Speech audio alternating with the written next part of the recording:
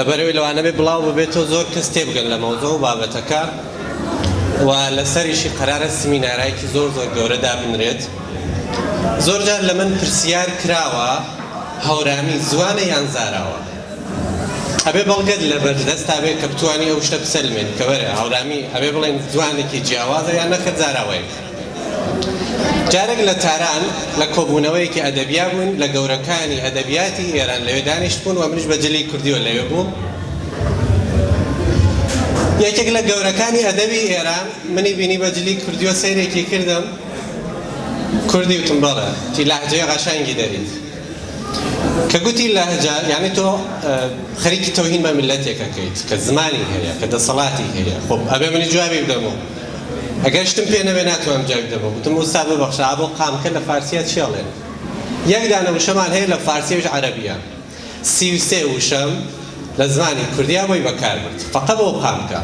تم هەر کات جەنابەت بە جێگەی عەممە و خالە دوو شت لە زمانی فارسیە جێگوزین کرد کە ئەویش عەرەبی پەتیە من و جەنابەت لەسەر زمانی زاراوە دانیشت قسەیەک. بەس لەسەر ئەوەی کە ئێمە باسی زوانی هەورامی کە مخۆ بەڵێم زوانی هەورامی بۆچی چون بەڵگەهایەکم لە بەردەستایە کە ئەتوانم بیسەلمێنە هەورامی زاراوە نیە زوانە لەوانە بێ پەیوەندی بە کوردیشەوە نەبێت.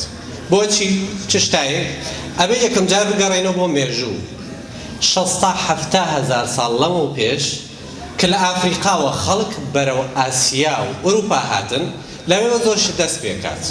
ئێمە و ئاسەوارەمان ئەوێت کە بسەلمێنین کە نیشان بدەین بەڵێ زمان لە کوێیەوە کەی دەستی پێ کردووە. ئەو بەڵگانە کە هەیە دۆزراونەتەوە ئەڵێن یەکەم خەت یەکەم نووسراوەکان لە جیرۆف تا بە 7000 ساڵ لە کەتیبەیەکی گڵینا پەیدا بووە. لە حاڵێکە ئێمە لە عەواڵانی پشتی هەورامان عەواڵان لەوێنی بندۆڵ دەرەکێ هەورامان سلێن و بڵبەر ئەو کێوە عەواڵانە لەوێ ئێمە خەتمیخی پایە کۆتامان دۆزیوەتەوە کە 12000 ساڵ قدمەتیەتی کە لەوێ بە ئارامون یا ئورامۆن ناوراوە بە هەورامان ناونەبرا بە ئورامان ناوراوە. ئورامان ئەهورامەزە یان خوای سەرزەوی ناوراوە. ئاخرین کەتیبەیەکە لەگەڵ میراسی فەرهەنگی لە ئێران دۆزراوە لە هەجیج بوو 43000 ساڵ لەمەوە پێش مێژووی ئەو کەتیبە بوو کە لەوێ دۆزراوە. وشەکانیشی بە هەورامی کۆن بوو. جا هەورامی کۆن لەگەڵ هەورامێکی تازە هەندێک جیاوازیان هەیە بەڵام زۆرێک لە وشەکان هەزاران ساڵ لەماوەتەوە دەستی نەخواردووە. من زۆر جار ئەڵێم بە خۆشەویستان ئەوەی کە زۆربەی هەورامیەکان تەعەسسوبێکیان لەسەر زمانی خۆیان هەم زۆرم پێخۆشە هەر ئەوەیە زۆر شتی هێشتووەتەوە. جا زمان ئەبێت چوارچێوەیەکی بۆ خۆی ببێت لە دەستور و قەواعید کە زمانی هەورامی هەیەتی. یعنی کە تێین باسی زمانی عەرەبیەکەین کە 1,500,000 وشەی لە فەرهەنگی ئەلموعەجەمە هەیە زمانی هەورامی لەو باڵاترەوە مێژووشی لەو کۆنترا. بەڵام چ شتێک بۆتە هۆکاری ئەوەی کە ئێمە ناتوانین ئەو شتە دەربخەین ناتوانین باسی ئەو شتە بکەین دوای نەکەوتوین شتمان لە بەردەستان نیە. ئەمە لەگەڵ چەند خۆشەویستێکە کە باستان ناس بوون بەداخەوە توانین بڵێن بەداخەوە توانین بڵێن خۆشبەختانە هەموو کەس لە ئێران خەریکی کاری ژێرخاکی و کاری ئەو شتانەیە و هەرچیش دەرەهێنن وەکو میراسێک ئەڕوات ئەفرۆشی و کەسیش نازانێت چی لێ دێ بە سەدان کتێب و بەڵگە ڕۆشت لەو ئاوخاکە کە مێژووی ئێمە بووی هەمووی فەوتە. بەڵام ئەی چیمان هەیە؟ یەکەم جار دێنە بەحسی جوغرافیاکەین بین النەهرین یان مێزۆپۆتامیا لە خوزستانەوە بیگرەوە تا بەشێک لە خاکی ڕووسیا لەو ناوچەکە ئینسانەکان نیشتەجێ بوون دوای ئەوەی کە لە ئافریقاوە کۆچیان کرد. ئەو باسانە کاکرێت ئەڵێن خەڵک کە هاتنە ئەوێ کۆبوونەوەیان دانا بوون بە شار نشین ئەو مێژووە کە باسی هەورامان کات ئەڵێن هەورامان 6,000 ساڵ لەمەوە پێش شار بووە. دەی چەندێک پێش ئەوە خەڵک بوون و فەرهەنگیان داناو کە بوون بە شارستانیەت ئەمە زۆر گرنگە.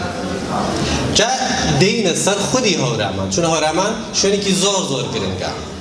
ئەبێ یەکەم جار لە هەورامانەوە دەست پێ بکەین بەخاترە بگەین بە نەتیجە بزانین ئەم زمانە لەکوێ هاتووە ئەم وشە لەکوێ هاتووە جوغرافیا لەکوێ هاتووە. ئەگەر بگەڕێنەوە ئەیلامیەکانیش 7,000 ساڵ لەوە پێش ئێمە پێش لەوانش بەڵگەمانە جا هەورامانی کۆن کوێ بووە؟ ئەگەر ئەوانەی کە زۆربەتان هەورامان ڕۆشتون و سیرتان کردووە لە ڕسمەکانیشا کە هەیە ئێستش بڵاو بووەتەوە پشتی شاری هەورامان لە سەختەکە یەک دانە تاقی تایە قەوسێکی تایە ئەگەر بینیتان لە مۆلار جوانتر سەیرکرد ئەو تاقە دەرگایە هەورامانی کۆن ئەوێ بووە لە ناوی کێوەکە لە خواری قەبرەکەی پیرشاریارەوە یان بڵێن چلەخانەیەکی چکولەی هەیە ئەوانەی کە ڕۆشتبێتن بینی بێتیان چەندانە بەرد ئاوا وەستاون بەردێکیش لەسەریان ئەمە لە بواری باساشناسی پێڵێن تەڵەی فیزیکی ئەگەر تمیشای ژێری پێت بکەی بەردێکی گردی لێ لەگەڵ حەوت شاخە کە ئەمانە دەرگایە ورودیە ئەم دەرگا بۆ کوێ ڕوات ئەمانە هەمووی بۆ بەڵگەیان بۆ هەیە دەرگا کە تۆ 3 متر ئەڕۆیتە خوارە ئەخۆی بە پلیکان ئەم پلیکانە 2 مەسیری لێ بێتەوە یەکێک ئەوەندە ئەڕۆیتە خوارە لە ژێری چۆمەکۆ لەو بەر لە بابە حەیرانە سەر دەرهێنیت یەکێک دێتەوە بۆ پشتی تاقەکە کە هەیە لە پشتی شاری هەورامان ئەمە بێت چەند ساڵ لەمەوە پێش بوو بێت بتوان ئاخرین کەتیبەیە کە دۆزراوەتە 43,000 ساڵ لەمەوە پێش چەند زۆرشت ئەگۆڕێ لێرە کە وشەی تایە خەت تەسویرمان لە ئەواڵانە هەیە جا یەکشت زۆر سەرنجی ئێمەی ڕایکێشا بوو من دەمێک بوو یعنی لە ساڵەکانی 88 بۆ 90 بیستبووم کە هەورامان ئینسانە کتوولەکانی تایە چکولەکان ئەگەر لە گوگڵ سێرچکەن کتوولەکان بێنن دانێکی ڕەشتاڵی قژدرێژ هەیە ئاوەندە بێ ئەڕواتە سەر پوڵەکە یان ڕۆژنامەکە ئەوە دروستە ئێمە دوای ئەو شتە کەوتین کە بزانین لە کوێن ئایا شتی وا هەیە یان نا لە هەوارەکانی هەورامان ئێمە خواردمان بە یەکشت خەتی مێرسی زۆر ناوی نەبراوە نقطەیە و هەر کەسێکیش ناتوانێت باسی ئەو خەتە بکە چون بەڵگەی زۆر لەبەردەستانیە سەروی بابا حەیرانە ئاتەشکەدەیە خودی قەڵاکەشتیان تەپەکەیش کە لەوێ ئەو دەستیە یان دەستسازە کە دروست کراوە بەردەمی ئەو قەبرستانێکی لێ لە دەوروبەری قەبرستانەکە خەتی مێرسی هەیە خەتی مێرسی یەک دانا پرۆفسۆرەمان هەیە لە ئەمریکا کە لەو شتە تێگان وێنەکانمان بۆ نارد وشەکانی بۆ ناردینەوە کاتە باسی وشەکانمان کرد هەرە وشتە هەندێک لە وشە هەورامیەکان و کە ئێستا هەیە ئەمە خەتێک یعنی پێش خەتی سومریەکانیش کە 6,000 ساڵ لەمە پێش سومریەکان خەتیان هێنا خەتیان دروست کرد خەتی مێرسیمانە ئەویش ڕۆوە نزیکی 15,000 ساڵ لەمە پێش بە وشەی هەورامی هەر لەو دەوروبەرە لەگەڵ یەکێک لە مامۆستاکانمان کە یەکێک لە گەورە باستانشناسەکانی ئێرانە ئەشکەوتێکی بینی لەگەڵ بینینەکە وتی من شەکم هەیە لەم ئەشکەوتا بێ ئینسانە کتوولەکان وجودیان ببێت ڕۆشتی لە ناو 3 قات بوو لە ناوە لەگەڵ قسەکانی لە قاتی دوو 3 دانە لە ئینسانە کتوولەکان لەوێ بەشدار لەوێ حزوریان بوو جا کتوولەکان چۆن زوانیان عیبرانی کۆنە عیبرانی کۆن شار هەورانیە تا 2500 ساڵ عمریانە خوێنیان سەوزە لە بەشی فیزیک و مێتافیزیک ئەتوانن بەشدار بن گیاخۆرن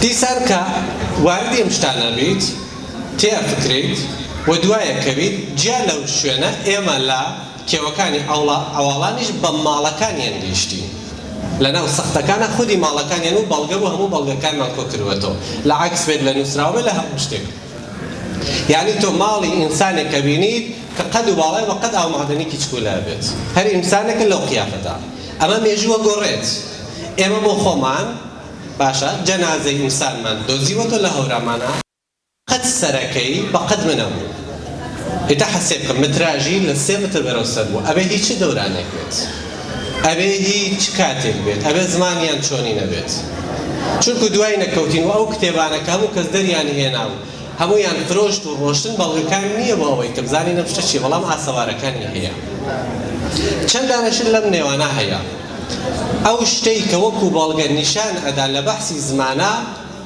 لە باسی مێژووە وشەی هەورامی پێش وشەی سۆرانی بووە پێش وشەی گۆران بووە پێش وشەی بادینان و شکاک بووە پێش وشەی جاف بووە ئەمە نیشانەدا بۆ خۆی دەوڵەمەندێکی هەیە دەستور و قەواعیدیشی هەیە چوارچێوەشی هەیە بۆ خۆی بەڵگەکانیشی جوغرافیاکەشی هەیە وەختەکەمانە دائەنین ئەگەڕێنەوە بۆ کۆنترین وشەکان کە باسیەکەین نیشانەدا بەڵێ هەورامی زوانە زاراوە نییە هەورامی پێوە زوانی کوردیۆ نییە نزیکن لە یەک لە هەر لایترەوە لێ ئەدەی لە بەشی جلا لە بەشی مێژووە لە بەشی جوغرافیا لە بەشی فەرهەنگە هەورامان جیاوازی تایبەتی خۆی هەیە یەکەم شتی مێژووەکەیەوە ئەو ئاسەوارانە کە لە بەردەستە و بە دڵنیاییەوە توانین بڵێن لە مۆلا هەورامی زاراوە نییە، هەورامی زمانە. زاراوە یعنی بەشێک لە زمانێکی تر، یعنی چکۆلەتر لە زمانێک. لە حاڵێکە ئێمە بە هەموو بەڵگێکەوە توانین بڵێن هەورامی زمانێکی ڕەسەنە بۆ خۆی، زمانێکی دەسەڵاتدارە، زمانێکی تەواوە، پێویستی بە هیچ لایەنێکی تریش نییە. لەوانەیە زۆربەی زاراوەکان تر، زۆربەی زمانەکان تریش لە هەورامیان وەرگرت. لە ئێسپانیا ئێمە هەورامیمان هەیە، زانی بوتە سیا و چەمانە شێژم. چواردەوری ئێران بابێسە، لە هێندا هەورامیمان هەیە، لە ئەفغانستان هەورامیمان هەیە، لە پاکستان هەمانە، لە ئەرمەنستان هەمانە. لەگەڵ کوردەکانی خوراسانە کە ئێمە دانیشتن گۆرانیەکانیان نەخوێن، هەموو شتەکانیان هەورامی بوو. من زیاتر لە فارسی و سۆرانی لەگەڵیان بە هەورامی قسەمان کرد، تێگەیشتن لێ. ئێستا بەحسی ئەوێستا و بەحسی چی ناکەم کە ئەوێستاش هەورامیە، ئەو مێژووی زۆر نییە، 3000 ساڵ ناتوانێت بۆ من دەربخا بزانم زمانە یان نا، بەڵام لەوە زۆر کۆنتر و زیاتریشمان هەیە.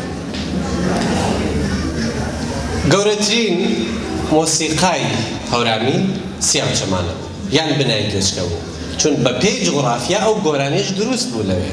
جغرافیا لەسەر حەنجەرە گوتوان کاریگەرە و لەسەر گۆرانیەکەش زیاتر کاریگەرە بێت. بۆیە ئەگەر بیستێتان کاتێک دوو دانە گۆرانی بێژی هەورامی لە پێناوی یەکە دانیشن، ئەم حەنجەرە باتە سەر ئەوەی باتە سەر، یەکە بەزێنن، هەر شەڕەکەن لەگەڵ یەکە و جێگاشیان هەیە کە بڕۆنە سەر و ئەو حەنجەرە وایە.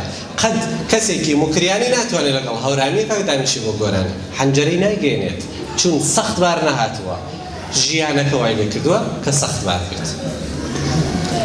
جا وەکو هەوڵەکان کە ئەمانەوێت هەوڵهایەک بدەین، لێرە ئەمانەوێت داواکاری لە دوو خۆشەویستکەین بۆ بەشێکی زۆر زۆر جیاواز و دەستخۆشی لە چەند کەسێکیش لێرە بکەم.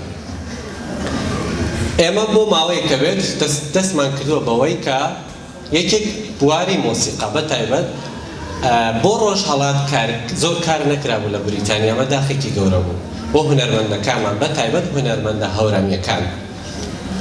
هاتین کۆبووینەوە لەگەڵ خۆشەویستانە چی بکەین، چی نەکەین. برادەرێکی خۆشەویستمان کە هەر لێرە تەشریفی هەیە یەکەم پێشنیاریدا تەواوی ژیانی خۆی تەرخان کرد بۆ شتە کە ئێمە بین ئەو بابەتە دامەرزێنین لە بریتانیا، چون هەر هەوڵێک لە بریتانیا بدرێت دنیاییە بێتەوە، هەموو دنیا پێزان و ئەمە زۆر کاتێکی باشە بۆ ئەوەی کە بتوانین شتێکی باش دەبخێن.